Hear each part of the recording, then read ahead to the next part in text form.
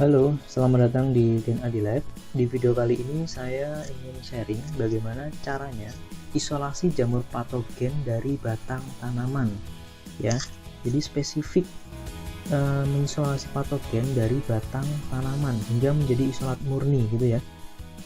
Caranya sangat unik ya sebenarnya Mbak, karena caranya dari batang, caranya dari daun, caranya dari akar itu berbeda. Nah, di video kali ini khusus dari batang, nah ini hingga menjadi isolat, kita dapat isolat murni seperti itu. Oke, kita langsung saja. Jadi cara yang pertama itu kita bisa lakukan adalah mengambil tanaman bagian yang sakit ya, bagian batang yang sakit, kita potong ya, potong kecil-kecil, kemudian kita lakukan yang namanya sterilisasi permukaan gitu ya, sterilisasi permukaan agar patogen yang sekiranya bukan target yang ingin kita dapatkan itu bisa hilang seperti itu. Nah, caranya ada dua. Yang pertama ditumbuk hingga halus, kemudian yang kedua dipotong-potong. Nah, oke, kita akan bahas mulai dari cara yang pertama dulu ya. Ini, nah, bagian batang ya, bagian batang yang sekiranya menjadi target, kita potong-potong menjadi kecil-kecil seperti itu. Nah, misalnya kita dapat ini. Oh, ini kayaknya sakit nih gitu. Oh, kita ambil gitu kan. Nah, kita ambil, kemudian kita lakukan yang namanya sterilisasi permukaan, biasanya menggunakan alkohol. Nah, alkohol disemprot-semprot atau enggak dicelupin ke alkohol, kemudian masuk ke air steril seperti itu. Nih, dicelupin ke alkohol, kemudian dicelupin ke air steril gitu ya. Ketika udah steril, maka kita bisa lakukan yang namanya penanaman langsung ke bagian ke dalam cawan, ke agar gitu ya, media agar. Nah, tentunya kita harus menyiapkan yang namanya apa? Media agar dulu kayak gitu. Nah, ketika media agar udah siap, nah baru masukin ke sini. Jadi bisa langsung ditanamkan gitu Mas Mbak. Nah, ini nanti tunggu sekiranya 3 sampai 5 hari, biasanya dia udah penuh ya. Kita lihat setiap hari tentunya ya. Jangan nggak boleh lengah gitu.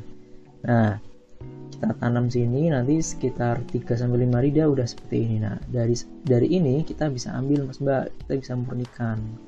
Ini udah tumbuh, kita bisa murnikan ke cawan yang baru seperti itu. Nah, kita bisa ident juga, ibaratnya seperti itu. Nah, cara yang pertama seperti itu ya. Jadi kita bisa langsung menanam. Oke, kita lanjut cara yang kedua.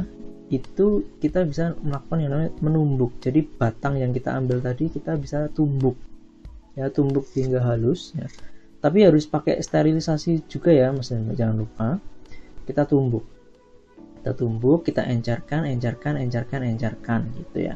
Nah, ini adalah ilustrasi. Nah, udah ditumbuk, kemudian kita masukkan ke dalam air ya, air steril berukuran ini 10 mili ya, 10 mili. Nah, jadi dari tumbukan yang pertama tadi kita masukin ke air yang tabung reaksi yang pertama berisi 10 ml. Nah, dari 10 ml ini kita encerkan secara bertingkat. Dari sini ambil 1 mili, masukkan ke yang gelas baru 1 mili. Nah, kita kocok hingga rata. Nah, dari sini kita ambil 1 mili lagi ke yang baru. Segitu seterusnya hingga sampai 5 gitu ya. Nah, ini adalah standar yang biasa dilakukan oleh para peneliti. 5 ini karena atas dasar spora jamur itu dia tidak terlalu padat. Ketika lebih dari 5 sampai 10, pengencaran ke 10 atau lebih dari 10, maka nanti sporanya tidak akan muncul. Nah, tapi juga terlalu sedikit juga nggak baik juga Mas Mbak. Karena apa? Nih, karena akan menyebabkan yang namanya kepadatan yang susah untuk diidentifikasi nantinya gitu. Nah, idealnya seperti ini. Yang 3 dan 4 ini adalah ideal. Nah, dari kenapa ideal? Kita bisa melihat mengidentifikasi lebih spesifik, itu lebih mudah kayak gitu. Ini makanya kita lakukan pengencaran bertingkat. Kalau mau langsung satu ke sini boleh nggak? Boleh gitu, tapi ya resikonya tetap ditanggung sendiri seperti itu. Atau mungkin punya tujuan yang berbeda gitu juga boleh gitu. Nah, Kita sebar di sini menggunakan split plate ya, split plate itu juga boleh. Jadi dari sini cara nuangnya Mas Mbak, cara nuangnya ke sini itu nggak langsung dituang semua, tapi tetap diambil ambil pakai pipet 1 mili ya, idealnya 1 mili ya, nggak boleh lebih gitu ya, karena nanti akan kebanyakan di cawan, airnya akan kebanyakan, atau kurang dari 1 mili juga sebenarnya juga boleh, 0,1 boleh, 0,5 boleh gitu ya. Nah kalau udah dimasukin ke sini di spread, nah diaduk gitu nih. Nah nanti akan tumbuh seperti ini. Nah ini dari batang ya, contohnya seperti ini. Nah ini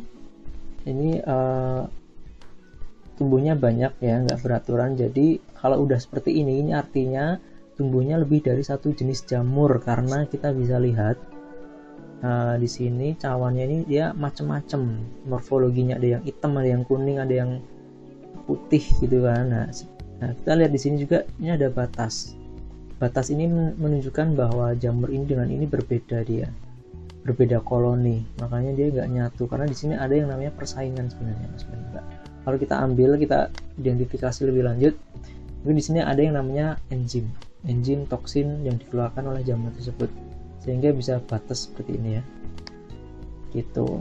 Nah ini walaupun dia udah nyatu, tapi kita tetap bisa lihat batasnya dan nah itu uniknya tuh di situ. Nah ketika udah kita dapat ya, ini segera kita lakukan yang namanya sterilisasi namanya pemurnian. Nah kita ambil dari sini, nah kita murnikan. Nah kalau udah seperti ini artinya murni gitu ya.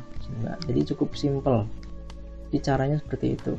Nah kalau udah murni kita dapat seperti ini, baru kita boleh kita ident.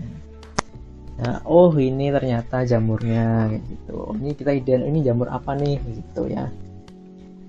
Ini contohnya Pestalotiopsis gitu. Oh ini misalnya di sini ini ada jamur yang berbeda. Oh ini yang hitam-hitam nih jamurnya ini ternyata Mas. Oh ya udah boleh. Kalau misal target Mas dan Mbak dari teori menyebutkan jamurnya hitam, ya boleh silahkan ditumbuhkan jamur hitam ini gitu. Jangan lupa dilihat di bawah mikroskop. Jadi cukup simpel ya Mas dan Mbak. Jadi yang tadinya dari sini, dari batang yang sekiranya dianggap bergejala, kita bisa mendapatkan patogen yang seperti ini kayak gitu.